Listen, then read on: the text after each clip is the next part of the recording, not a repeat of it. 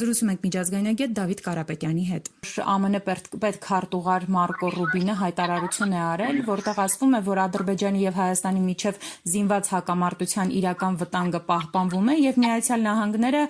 փորձում է այն կանխել։ Կխնդրեմ ասեք, թե առհասարակ ինչ իրավիճակի հետ այսօր մենք գործ ունենք եւ այդ մասով ԱՄՆ-ն ինչ է անում։ Տեսեք, որպես այդպեսին այդ հայտարարությունը կհնչեր Մարկո Ռուբիոյի շուրթերից թե մեկ այլ բարձրաստիճան դիվանագետի, փաստը մնում է այն, որ ինովացիոն բան չի ասել, նորություն չի ասել, վտանգը առկա է, ես միշտ ասել եմ, որ երբեք չի բացառվում ոչ միայն լոկալ, նաև ամբողջ ծավալով լայնամասշտաբ պատերազմի հավանականությունը, ենթադրում եմ պարզապես, որ ինչ-որ նոր ինֆորմացիա կա, որպես այդպիսին, որի հիմքի վրա գուցե եւ արտաքին հետախուզություններ տվյալներ տրամադրել եւ այլն, առայն որ ինչ-որ հավանական պատերազմի հավանականությունը կա առաջիկա ժամանակահատվածում, գուցե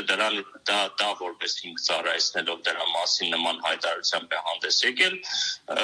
այնպես որ գլոբալ առումով մենք գիտենք, որ այո, թուրք-ադրբեջանական տանդեմի նկատումներին վերջ չկա,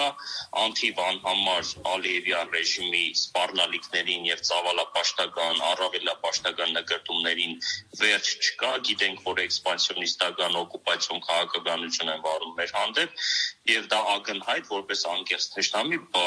ամենօրյա ռեժիմով այդ մասին, որ եւ իրենք եւ իրենց քարոզչամեքենան այդ մասին խոսում է։ Մարկո Ռուբիոյի պահը ես այդպես եմ գնահատում, որ նա ինչ-որ ինֆորմացիայի է տիրապետում, ըստ որի գուցե եւ այդ վտանգների ռիսկերի մասին է ասում, բայց որպես այդպեսին այստեղ կարևոր է, թե նման անձը, երբ որ նման հայտարարությամբ է հանդես գալիս, որպես գործառույթ, որպես դաշնակցային հարաբերություններ ունեցող երկիր Հայաստանի Հանրապետության ինչ գործառույթներ են իրենք տեսնում իրենց մասով անելիքներ, որովհետև որպես այդպեսին մենք գիտենք, որ որևիցե պարտավորություններ, այլ առավել ևս ռազմաքաղաքական տեսանկյունից Հայաստանի հանդեպ նրանք չունեն որպես այդպեսին եւ ես չեմ պատկերացնում մի իրավիճակ, երբ որ աստված չարասցի իհարկե պատերազմ բռնվի Միացյալ Նահանգների ռազմական օգնություն ինչպես է տեղի ունենալու, որտեղ շատ դեպքերում նաև շահարկվում է հարցը։ Եվ երբ որ մենք միշտ փորձագետները հղում ենք տալիս, որ